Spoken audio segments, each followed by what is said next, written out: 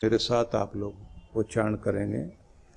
बोलिए, वंशी धर्म त्रोत धर्म नमामि मनोहरम मोहरम कृष्णम मालाधरम धर्म धुरंधरम पार्थस्य सार्थ्यकरम च देवम। आपने कहा है कि जिन्होंने अपने हाथ में वंशी को थामा है, बांसुरी को, कभी कभी कोड़ा भी उठा लेते हैं क्योंकि वो हाँक रहे हैं अर्जुन के रथ को। मनोहर रूप है उनका और मोह हरने के लिए इस धरती पर अवतरण ले लिया है। गले में माला पड़ी हुई है, धर्म धुरंधर है, क्योंकि धर्म की स्थापना के लिए ही इस पृथ्वी ग्रह पर उपस्थित हुए हैं। पार्थ के सारथी बन गए अर्जुन के। ऐसे प्यारे देव कृष्ण को हम सब प्रणाम करते हैं। सीधा मतलब है, हो सके तो इस दुनिया में किसी के भी सारथी बनना, पर किसी के साथ भी स्वार्थी नहीं बनना। सारथी बनकर आप दिशा देंगे और स्वार्थी बनकर दूसरे की दशा खराब करेंगे।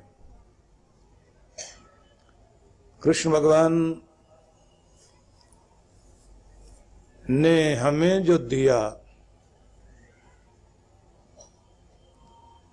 भारतवासी लोग जागृत होने चाहिए कि भगवान का प्रसाद क्या मिला हम लोगों को, वो क्या दे गए हमें, और उनकी उपस्थिति उनके होने को क्या दर्शाता है। भगवान श्री कृष्ण के मुख से प्रकट हुए जो बोल है, जो उनका संदेश है, उनका जो संवाद है, वही उनका प्रसाद है, और वो है गीता। जो अपने परमात्मा को, अपने प्रभु को पूजना चाहते हैं, मानना चाहते हैं और जीवन जीने के लिए उनकी कृपा पाना चाहते हैं, उन्हें ध्यान रखना चाहिए कि आप सबके लिए प्रसाद दे गए भगवान। जब इस पृथ्वी ग्रह पर विचरण किया उन्होंने, तो आप सबको प्रसाद दिया उन्होंने, गीता। इसलिए हर किसी के घर में गीता होनी चाहिए, क्योंकि गीता गीता ही नहीं, वो जीवन गीता है, संजीवनी है।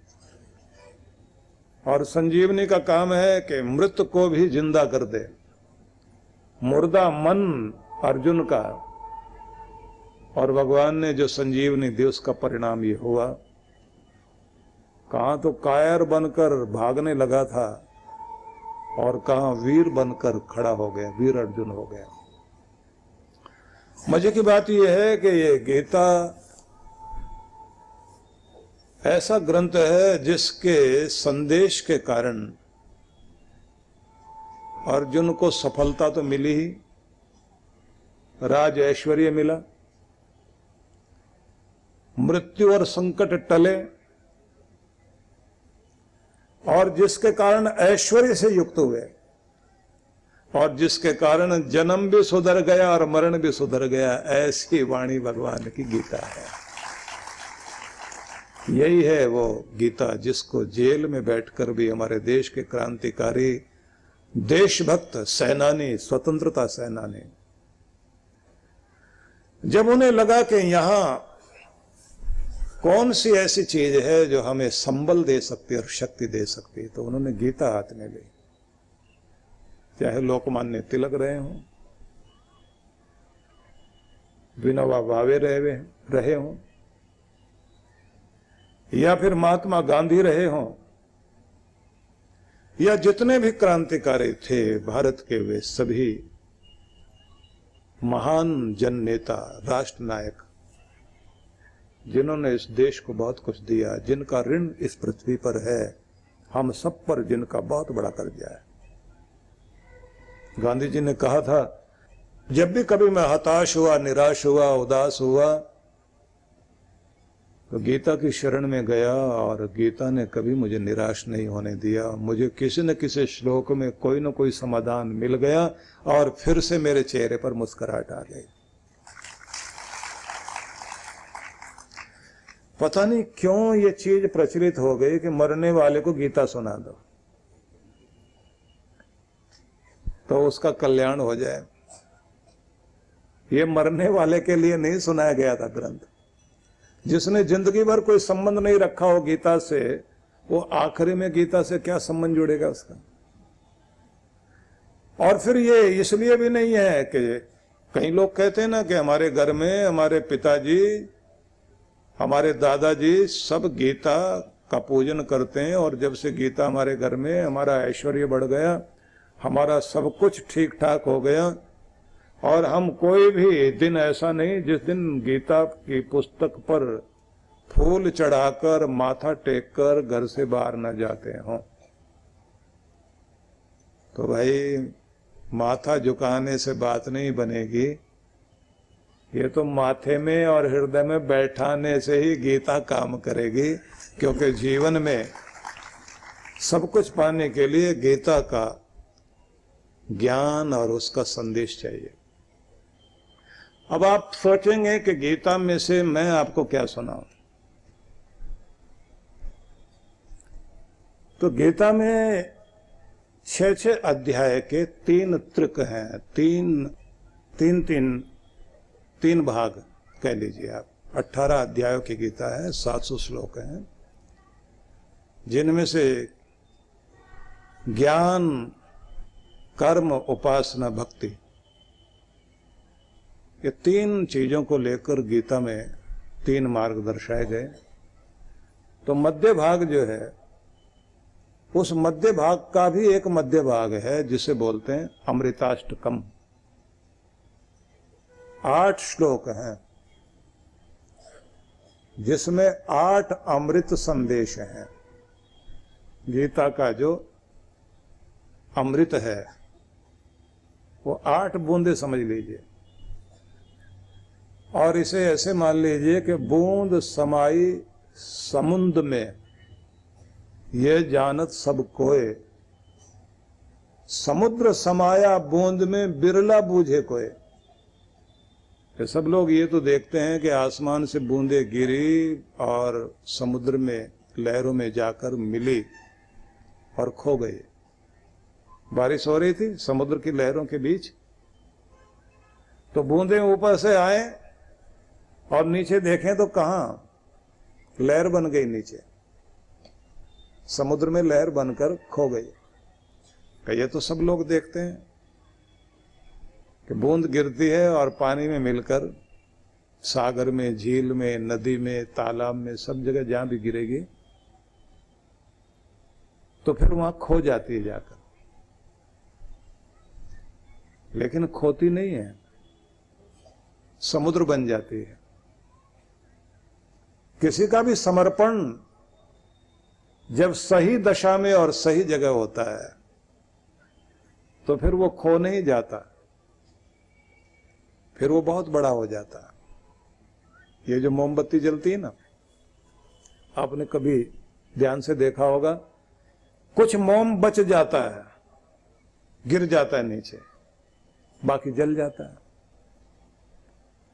तो कुछ लोग ये सोचते हैं कि जो गिर गया नीचे वो बच गया और जो जल गया वो खो गया। लेकिन देखा जाए जो नीचे गिर गया तो व्यर्थ चला गया, और जो जल गया वो जला नहीं, वो रोशनी बन गया, प्रकाश बन गया। आपकी जिंदगी में जो चीजें, जो समय रोशनी बन गया, प्रकाश बन गया, ज्ञान बन गया, अनुभव बन गया, मधुर याद बन गया, ऊंचा उठाने का कारण बन गया और आपकी जिंदगी का पुण्य बन गया, तो समझ लीजिए वो खोया नहीं है, वही तो पाया है। कबीर कहते हैं ना, चलती को गाड़ी कहे बने दूध को खोया। उलट बादशियां है ना कबीर की। भीजे अंबर बरसे कंबल,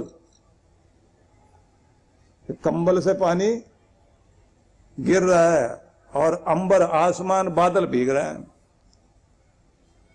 तो विषय ना बदल जाए, फिर वहीं लेकर जाएंगे। वो कहते हैं कि चलती को गाड़ी कहे, जो गाड़ दी जाए उसी को तो गाड़ी बोलते हैं ना, लेकिन हम लोग किसे कहते हैं? जो चल रही उसे गाड़ी बोलते हैं। बने दूध को खोया, और जिसे पका पका कर खोया बनाया हो तो वो तो खोया नहीं, वो तो पाया है ना।